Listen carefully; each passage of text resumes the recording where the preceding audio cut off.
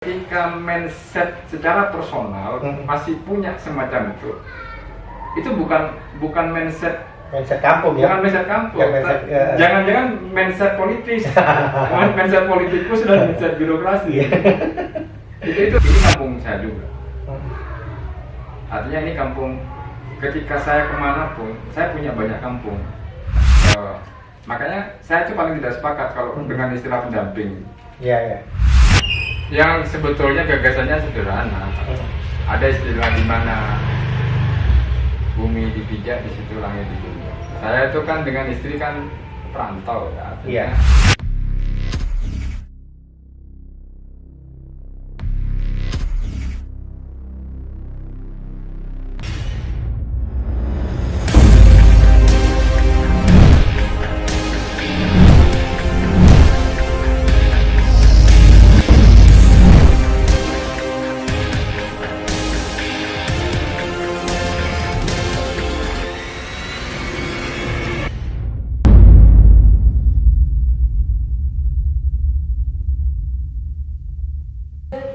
Baik, bismillahirrahmanirrahim. Assalamualaikum pemirsa Omah Ijo yang saya banggakan. Kali ini kita ada wawancara eksklusif, nah, sangat eksklusif karena tokoh kita kali ini adalah tokoh yang sudah menasional. Artinya beliau memang berasal dari daerah, terus kemudian meloncat pergi sampai terbang kemana-mana hingga menasional seperti itu. Baik, sekarang saya berada di rumahnya Mas Reddy Eko Prasetyo ini. Jadi beliau adalah tokoh budayawan, penggagas Japun Nusantara atau jaringan kampung Nusantara yang beliau rintis mulai dari kecil, yaitu di daerah Malang. Dari kampung ke kampung, terus kemudian harus meluaskan sayapnya hingga ke seluruh Indonesia, dari kampung ke kampung. Jadi akhirnya jadilah Japun Nusantara. Baik, kita sekarang mau ngobrol sama Mas Reddy. Jadi mulai dari sejarah bagaimana dulu beliau menjadi penggiat kampung.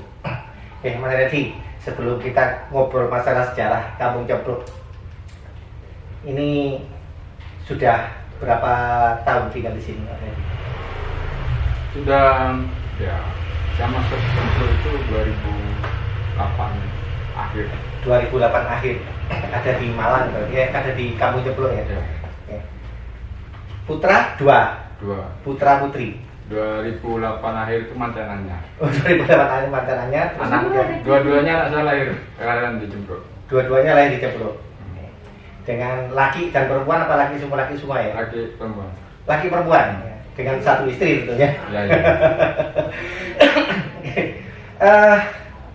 Gagasan apa sih sebenarnya kok hingga punya pikiran bahwa ingin mendirikan sebuah kampung gitu, atau ada istilah kampung gitu?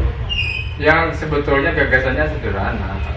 Ada istilah di mana bumi dipijak, di situ langit dijunjung. Saya itu kan dengan istri kan perantau ya, artinya istri itu asli Madiun, saya Situbondo. Dan saya akan ceritakan masalah jalanan saya dulu. Jadi kami bersepakat kalau hidup itu enaknya mandiri, artinya tidak ikut orang tua gitu kan. Dan sisi geografisnya Madiun itu kan kalau di Jawa Timur sisi barat gitu, dan saya sisi timur. Nah, ini anaknya hidup di tengah aja, Malang, supaya enak, nggak adil. Ya, adil. Dan di satu sisi Malang punya kedekatan emosional dan punya kedekatan historis. Bagaimana saya banyak berproses di kota ini, di daerah ini. Dan akhirnya kenapa kami kemudian bertemu dengan ruang dusun kampung ini, yang namanya Sumberjo gitu kan, dusunnya.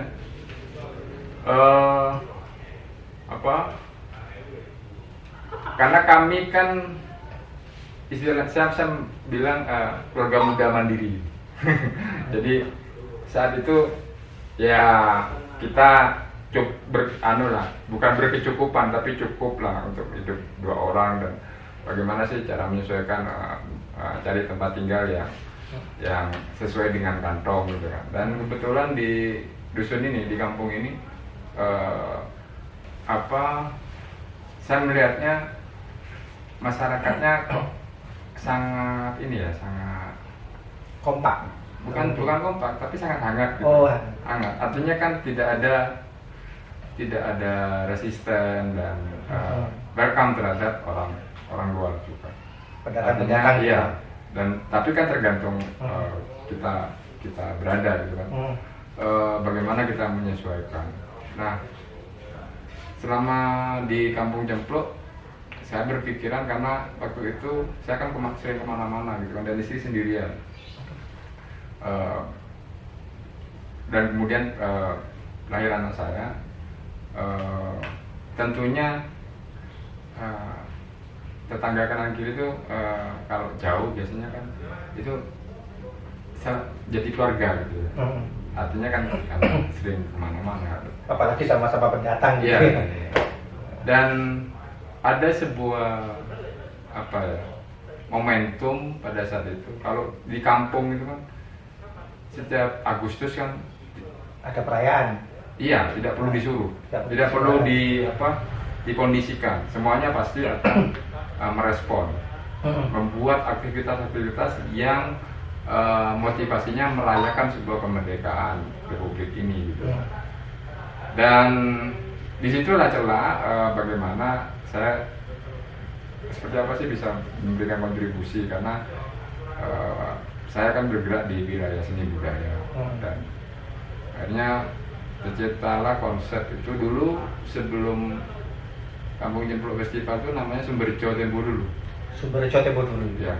Jadi selaras dengan gaya-gaya lama waktu itu, ada Tempo dulu. Malang Tempo dulu. Jadi trend center lah gitu. Iya.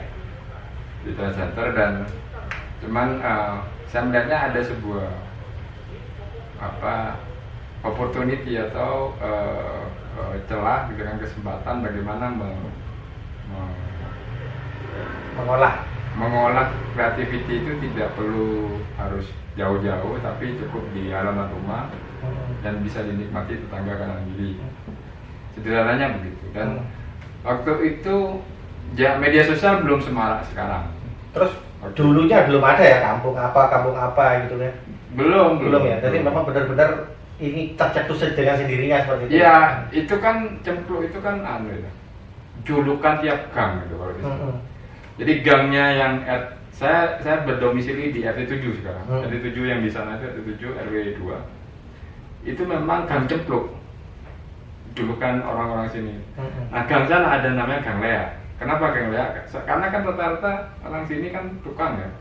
Nah, yang Gang Lea ini kerja nukangnya itu banyak ke Bali. Oh, tak pikir banyak genderuwonya enggak. Jadi di kayak anekdot agak kilo-kiloan gitu ya, bahasa Jawa gitu. Jadi Gang Lea ini Gang Cempluk. Nah, karena Gang Cempluk itu memang setelah saya telisik gitu kan, setelah saya telisik dan tanya ke para sesepuh di sini. Riset lah artinya. Iya, riset. Ya mungkin bahasa akademisnya riset, tapi saya tanya-tanya aja bagaimana, karena untuk menggali seperti apa sih narasi sejarah kampung di sini itu. Gitu. Nah, yang awalnya kampung ini kan sebetulnya kampung agraris. Maksudnya kampung agraris itu masyarakatnya itu masyarakat produksi. Karena sebelum adanya perumahan ini, ada Lembah Dieng, ada Puncak Dieng, Istana Dieng, macam-macam itu. Sawah semua berarti ya? Kebun dulu, kebun jambu itu jambu kelutuk. Dan memang terkenal jadi di Malang itu masyarakat Kota Malang ketika menikmati jambu, jeruk segala macam itu di sini. Dan sedikit memang lebih tinggi kan konturnya. Nah, akhirnya ketika masuk investor gitu ya memang plus minus gitu. Plus minus dalam artian di satu sisi percepatan pembangunan teritorial dari kampung di sini sangat pesat. Tapi di satu sisi yaitu tadi merubah pola dari masyarakat produksi menjadi masyarakat jasa. Karena kan ruangnya sudah tidak ada. Sehingga rata-rata mereka kan tetap harus bekerja, mencari nafkah. Mereka jadi kuli bangunan di perumahan-perumahan yang sudah dibangun itu. Dan di satu sisi pengembang itu kan bangun jembatan yang memang itu juga sangat baik. Justru menghubungkan cepat ya? Iya, menghubungkan cepat. Karena kalau dulu kan harus muter dulu. Ya, harus muter dulu. Dan ini kan wilayah yang sangat terisolir. Nah, dari situlah akhirnya listrik itu kan masuk tahun ya akhir 90-an. Kita akhir 90-an. Dan masyarakat di Kota Malang itu nyebutinnya ya wong cempluk gitu, artinya pakai sentir. Cempluk itu kan lampu. Pakai lampu cempluk dulu awal-awal. Iya. Dan dari situlah yang kemudian ini menarik untuk kita angkat menjadi sebuah brand dan sebuah nama yang notabene-nya muncul sebuah kebanggaan dari masyarakat di sini. Dulu itu dipanggil orang cempluk itu anak-anak muda sini gengsi. Ya malu gitu kan. Ya karena memang wajar stigma kampung. Konotasinya cempluk itu artinya wis wong kiri gitu ya. Cempluk. Stigma kampung itu selama ini mendapatkan kelas nomor 2. Stigmanya itu dimanapun gitu ya. Sehingga wajar kemudian anak-anak kampung yang hidup di kampung rural terutama terus dianggap kampungan.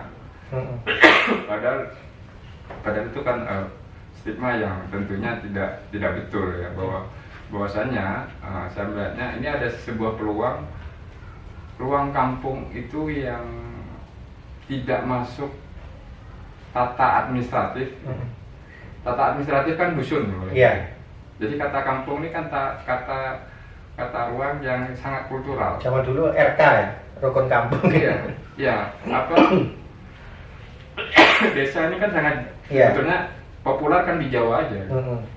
Kalau di luar Jawa kampung. Nah, ini yang kemudian menjadi trigger supaya kita tidak usah kemana-mana, tapi bisa didengar di mana-mana. Nah, salah satunya adalah saya sempat membaca waktu itu ada beberapa baris kata-kata semakin lokal semakin global, semakin lokal. Nah, itu yang coba kami terjemahkan bahwasannya ini harus sambil proses ya, dengan menggunakan sebuah teknologi informasi. Oke, yang paling menarik kan ini, ketika sekarang sudah mulai marak, ada kampung-kampung segala macam dengan konsep yang rata-rata ya, yang kalau saya perhatikan ada konsep tematik, terus kemudian pariwisata dan sebagainya. Nah ini memang dilihat kampung cempluk ini justru konsepnya sangat berbeda gitu kan. Artinya buat orang-orang yang belum paham gitu kan, apa sih bedanya kampung cempluk dengan kampung atau yang lain lah yang sudah ada tempat wisatanya dan sebagainya gitu. Nah ini juga perlu artinya Mas Reddy jelaskan bahwa apa sih yang konsep dasar yang mendasari tentang pembentukan kampung cempluk dengan kampung-kampung tematik yang lain. Ya, effort dari kampung cempluk itu kan memang tidak menggunakan ekspektasi. Justru kami lebih concerners itu kepada pembangunan manusianya. Nah, ketika pembangunan manusianya sasarannya adalah yang lebih kami prioritaskan teman-teman SDM, teman-teman muda di sini, terutama Karang Taruna. Coba Mas Yance amati, Karang Taruna di seluruh Indonesia itu aktifnya hanya bulan Agustus kok. Iya. Hanya bulan Agustus. Dan itu momen-momen tertentu. Dan itu biasanya hanya untuk momen-momen politis gitu. Ya politis lokal gitu kan. Dan itu menjadi kendaraan-kendaraan yang sangat yang tentunya hanya sekedar dipakai sementara atau sekedar formalitas gitu kan. Tapi sebetulnya itu bisa diaktifasi secara efektif jika benar. Maksudnya jika benar itu menjadi sebuah ruang yang kalau bahasa sekarang ruang saling silang ide yang produktif gitu kan. Bagaimana keberadaan Karang Taruna ini bisa memberikan output kebanggaan terhadap peluangnya. Nah itu yang jadi ya sempat banyak sih beberapa pertanyaan gitu kan. Kalau ke Cempluk itu lihat apa? Saya bilang ya lihat kampung biasa gitu. Namanya kampung ya begini gitu. Artinya kami tidak ingin ada sebuah rekayasa yang terlalu mengada-ngada yang kemudian jadi apa? Jadi seremonial belaka dan gimmick gitu. Nah, ya kami lebih kepada konsepnya itu ke pembangunan SDM. Kalau pembangunan SDM ini kan yang pertama adalah mindset dan kesadaran terhadap keberpihakan terhadap kampungnya. Itu yang terpenting. Karena, nah dari tahun ke-11 ini, gitu, perjalanan selama tahun ke-11 ini, ya alhamdulillah teman-teman muda di sini terutama kepada kesadaran untuk berpendidikan, maksudnya menempuh pendidikan yang lebih layak. Itu sangat signifikan naiknya. Berarti dulunya cukup di SD. Iya. Karena ada gitu. anekdot begini di sini. Maksudnya ada apa boleh sekolah tutur ini misalnya koyo. Artinya bekerja begini aja sudah dapat penghasilan. Nah itu yang kemudian stigma paradigma semacam itu yang akhirnya pelan-pelan muncul sebuah kesadaran. Dan kami menggunakan komunikasi yang tentunya komunikasi yang terukur gitu kan. Okay.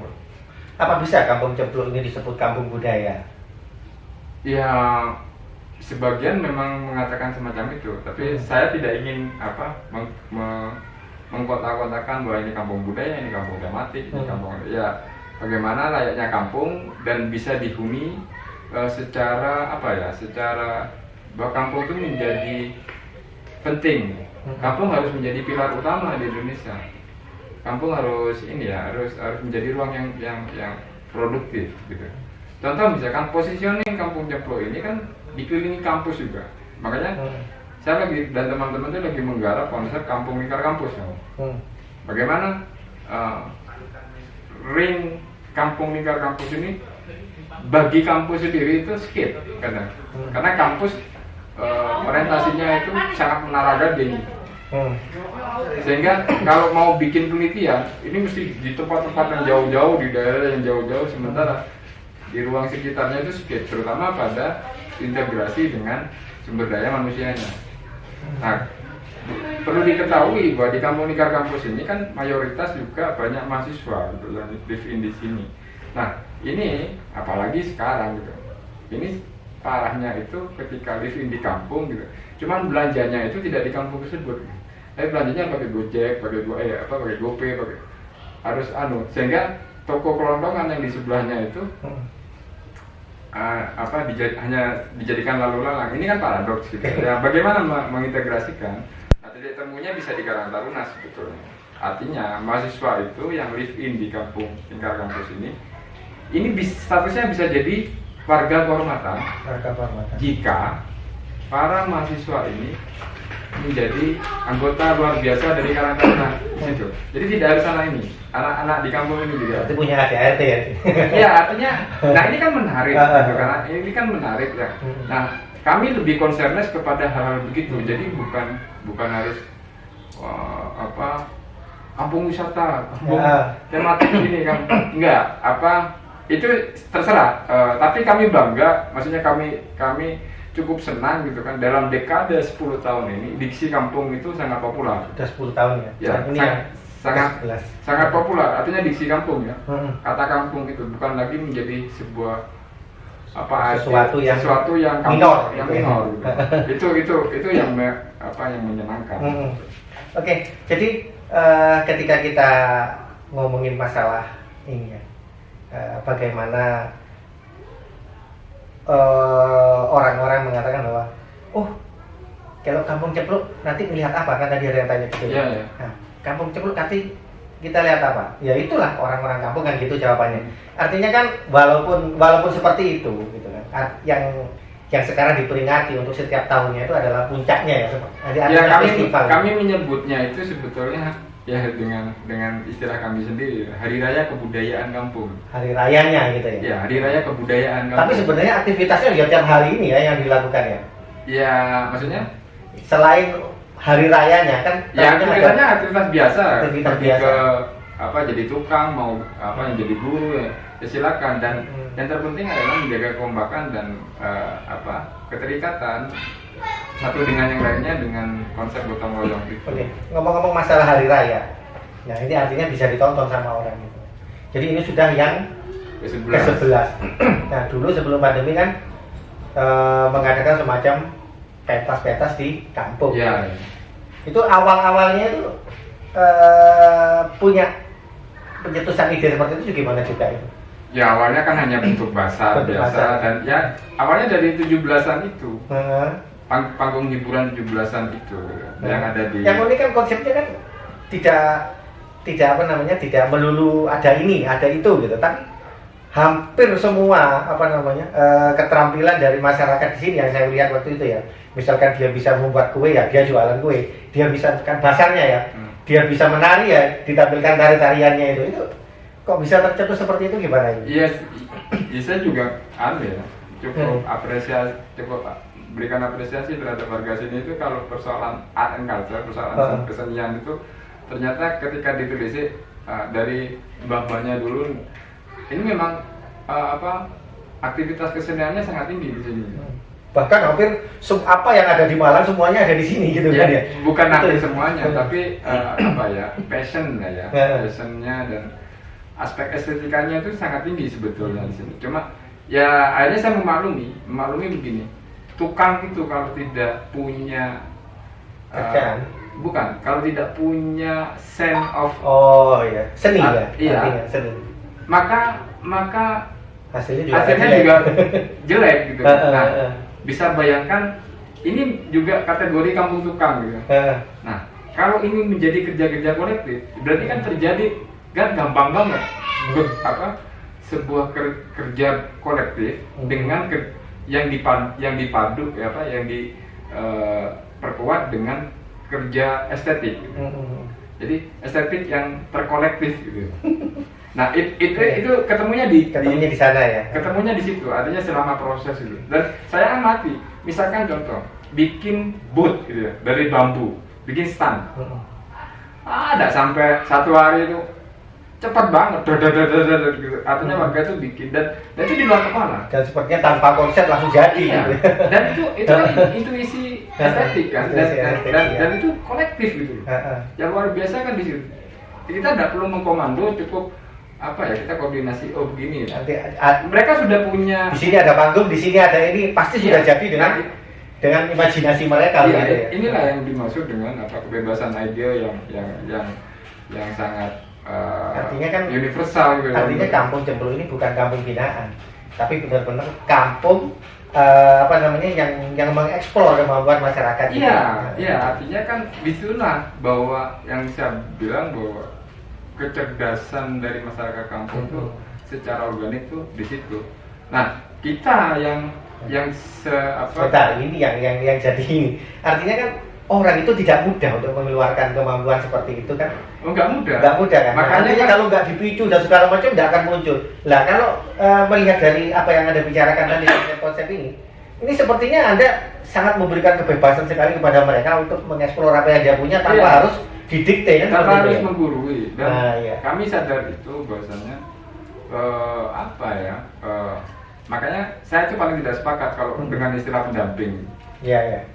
Kalau nggak dirubah misalkan sahabat gitu atau mitra atau wong kampung atau wong desa nggak perlu didampingi kok, mereka pintar-pintar. Toh nanti kalau ada yang namanya pendampingan suatu saat pasti akan mati dengan sendirinya kalau pendampingnya mati. Iya, gitu ya. artinya kan dan itu kan sangat konsep-konsep yang hierarkis banget gitu. Dan akhirnya ini yang membuat Anda membuat jaringan kampung Nusantara. Nah, apa ini awal-awalnya ini? Ya kalau jaringan kampung Nusantara itu jangan dipahami bahwa itu jaringan antar kampung ruang gitu. Iya, gimana itu? Nah, konsepnya itu jaringan kampung Nusantara itu jaringan antar pembakti sebetulnya. Antar pembakti. Iya, artinya personal. Ya, makanya kami menyebutnya itu PSR, Personal Social Responsibility.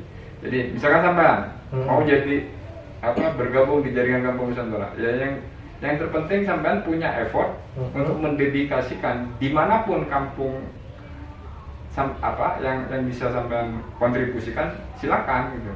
dan kami tidak memilah atau memilih kampung mana gitu. Yang penting kita punya tanggung jawab secara moral. PSR saya tuh di kampung. Artinya dengan lintas disiplin. Kalau di Malang ini, apakah semua anggota Japung Nusantara yang kampung-kampung tematik dan sebagainya itu masuk ke dalam? Ya ada. Japung Nusantara? Ada. Ada yang ada yang enggak. Ada yang tidak juga. Oh. Ya tapi secara konsep ada syarat khusus nggak itu? Enggak ada syarat khusus. Itu forum kok itu. Oh, semacam forum dan ya. Tidak struktur gitu. Dan kami bikin organik gitu. Tapi memang keberadaannya cukup luar biasa, artinya kan dinamika menggelegar. Iya, dinamika bergeraknya dari masing-masing pembakti itu kan effortnya macam-macam. Kalau saya sih nganggapnya kampung-kampung yang muncul tentunya di Kota Malang ya, itu memang diawali dengan Kampung Cempluk sehingga ada kampung-kampung yang lain dan termasuk Kampung Teta.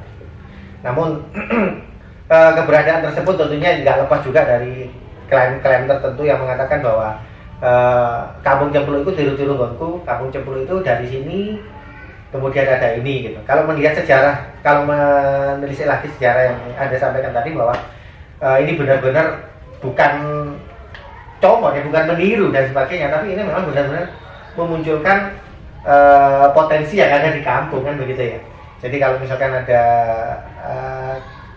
orang-orang lain yang mengatakan bahwa ini meniru ini toh itu juga berbeda gitu. Ya nggak apa-apa. Artinya kan ketika ada statement kita meniru gitu ya, meniru kampung, berarti kampung tersebut harus punya moralitas dan punya keberlangsungan bagaimana menguatkan kampung itu terus menjadi pioner gitu. Jangan sampai kemudian redup energinya gitu. Kalau kami sih terserah aja gitu. Walaupun ditinggal oleh Mas Redi masih ada di sini kan gitu ya. Gitu kan. Artinya gitu. Jadi dan tanggung jawabnya ya bagaimana keberadaan kampung itu yaitu tadi menjadi pilar utama di Indonesia dan menjadi ruang penting gitu. Jadi perkara klaim mau apa silakan aja. Silakan. Kami kampung pioner pertama silakan monggo ya. Dan itu sah saja dan wajar. Yang penting harus bertanggung jawab terhadap ruang kampungnya. Itu aja sih. Kalau kami di gini ya, kami kadang di lapangan itu juga artinya dimanapun kampung-kampung ketika saya misalkan Sonjo kampung ataupun Serawung kampung dan saya selalu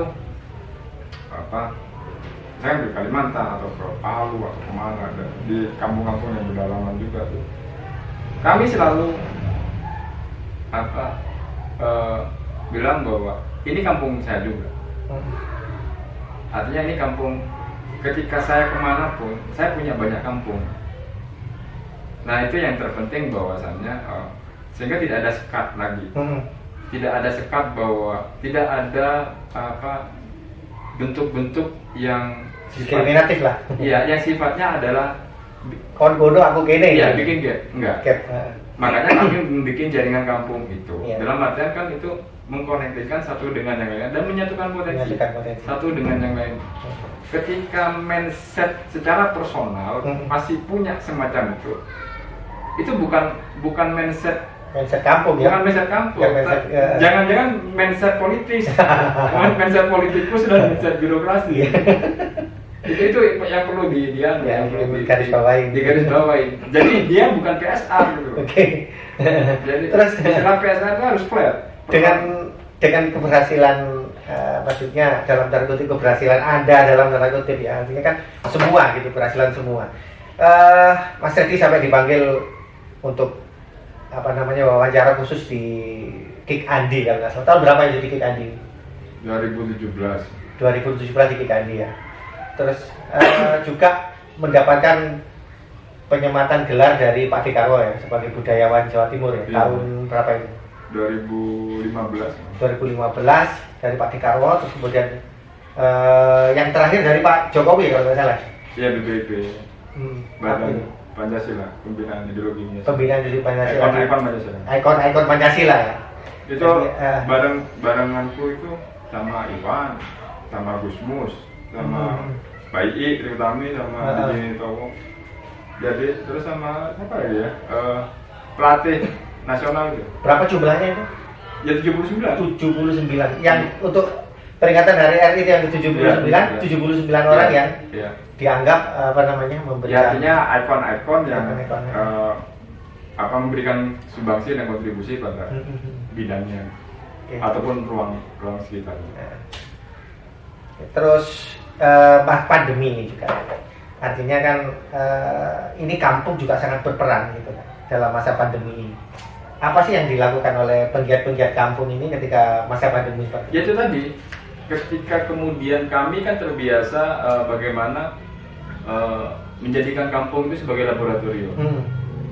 Warga itu dan ketika masa pandemi itu kan masa dimana kita semuanya meraba, musuhnya kan tidak ketahuan. Nah, Cempluk ini kebetulan juga di awal pandemi itu menjadi salah satu kampung yang pertama itu untuk simulasi lockdown. Simulasi lockdown. Dulu istilahnya PSBB ya, sebelum PSBB, PPKM. Dan seperti apa, dan ya menggodoknya di sini sebetulnya bagaimana kemudian peran RT RW itu sangat strategis dan sangat penting.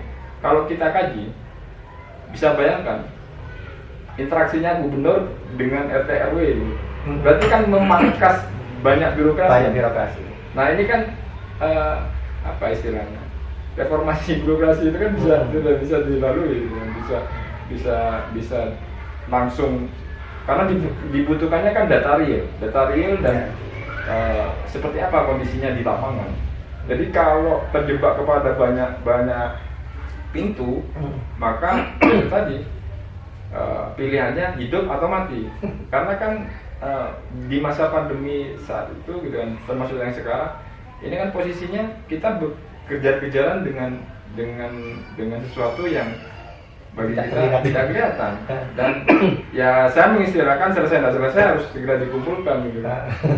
Ya bahasa guyonan kami gitu kan ketika makanya istilah lockdown bagi masyarakat di sini kita buat festival lockdown.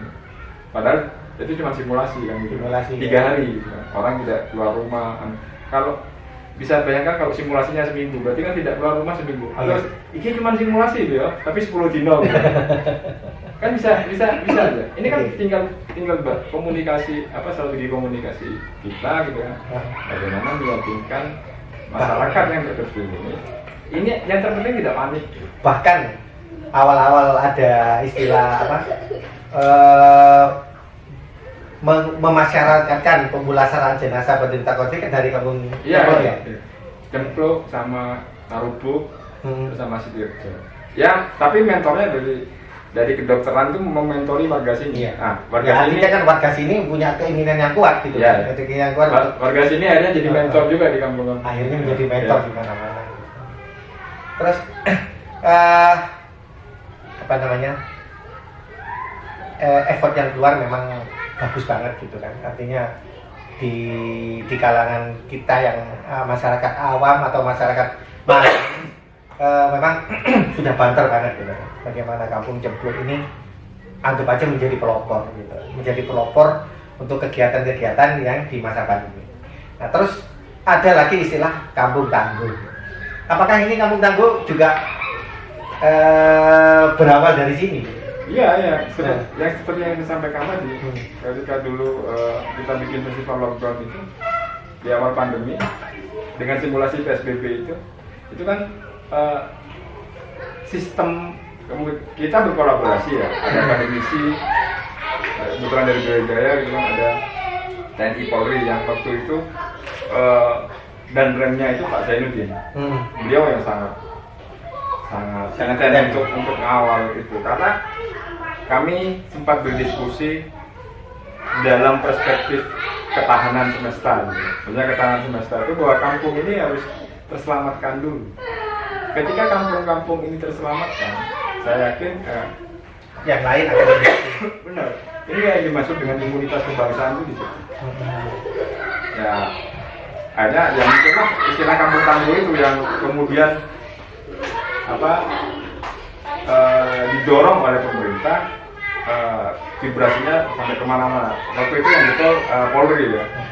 dorong getol itu TNI Polri gitu kan, untuk saling bahu membahu, karena kan di tingkat desa dusun itu kan ada Babinsa dan Babikam Tipmas. Jadi kegiatannya Kampung Tangguh yang yang disosialisasikan pada masyarakat itu ya kayak simulasi lockdown semacam itu ya? Ya, kita kan bikin 13 sistem ketangguhan kalau enggak dulu itu ada bukunya. Jadi ada tangguh informasi, tangguh budaya, tangguh keamanan, tangguh pangan, tangguh psikologi, macam-macam itu. Modulnya itu dari sini. Itu di kerja bareng sih antara akademisi, warga kampung dan juga TNI Polri. Oke, ternyata memang luar biasa banget effort yang dikeluarkan oleh diawali dari minoritas yang dianggap sepele itu ya, akhirnya bisa menjadi anggap aja tulang punggung dari sesuatu hal yang lebih besar di masyarakat yang lebih besar, mulai dari kampung cempluk yang dulu tidak dipandang, akhirnya sekarang lahirlah semacam kayak Kampung Tangguh dan sebagainya.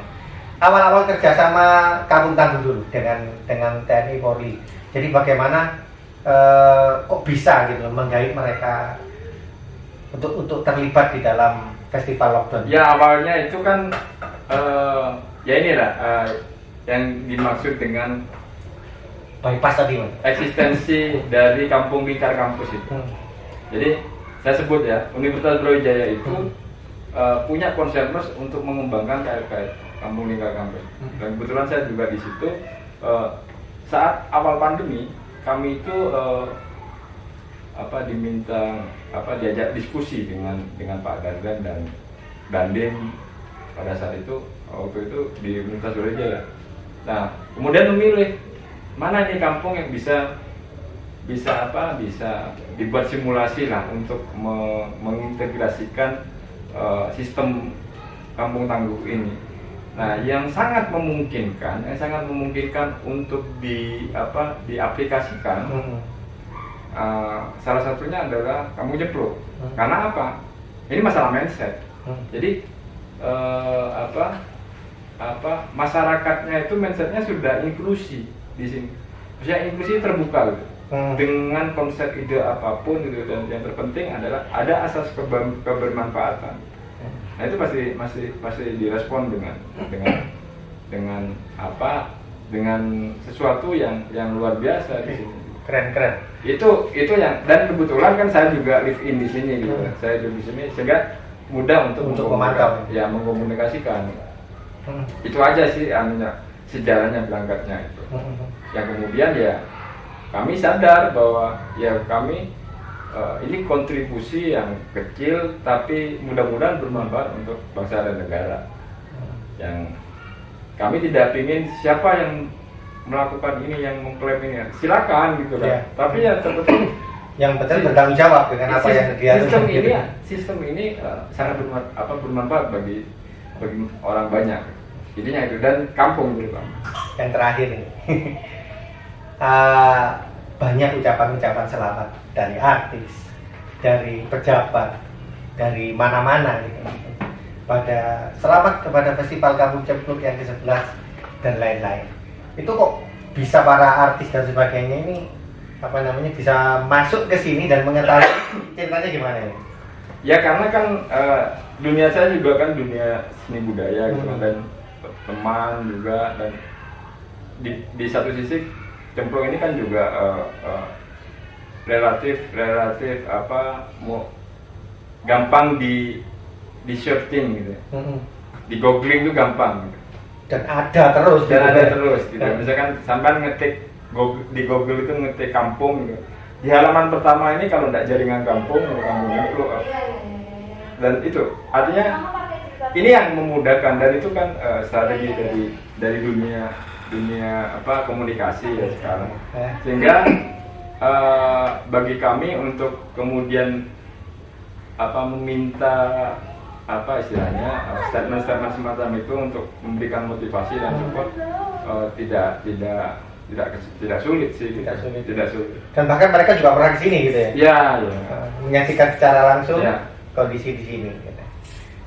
Ya itu sih juga artinya kan ya makanya kampung tidak di mana-mana tidak kemana-mana tapi ada di mana-mana. Oke. Ya Arema lah Arema.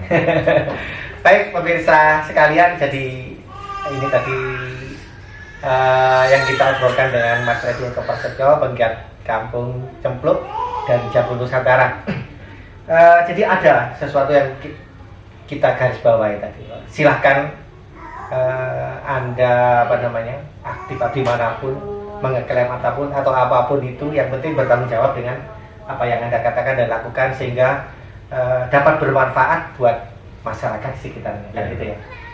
Baik, akhirnya terima kasih atas perhatiannya, semoga bermanfaat buat pemirsa Omaiju sekalian, dan selamat sore.